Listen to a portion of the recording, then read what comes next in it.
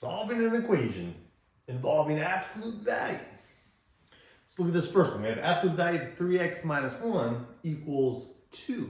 Now when you take the absolute value of something, it makes whatever's inside positive. If it's already positive, it stays positive. But if it's negative, it turns into positive.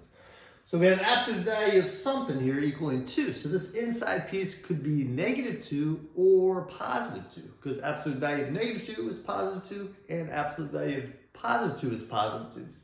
So what you're going to do is you're going to separate this into two equations. You're going to take the inside, the 3x minus 1, set it equal to negative 2, and then also set it equal to positive 2. So we're going to separate it into two equations. So the inside of the absolute value could be negative 2 or positive 2. All right, we're going to solve each of these for x. Here we'll add 1 on both sides. We'll get 3x equals negative 1.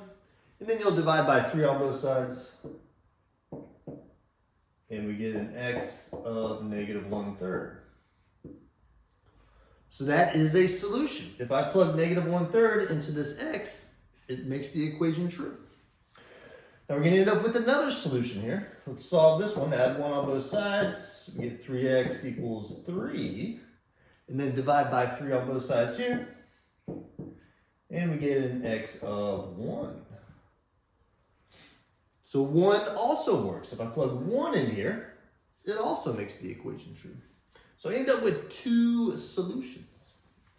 Now this only works if the absolute value is isolated on one side. So if you look at this next example, it's not isolated because we have this plus 6. So the first thing you want to do with these problems is make sure the absolute value is isolated on one side. So we can do that here by subtracting 6 on both sides. So then we have absolute value of 1 minus 2x equals 9 minus 6, which is 3. Now it matches up just like the last problem. Now we're going to separate it into two equations.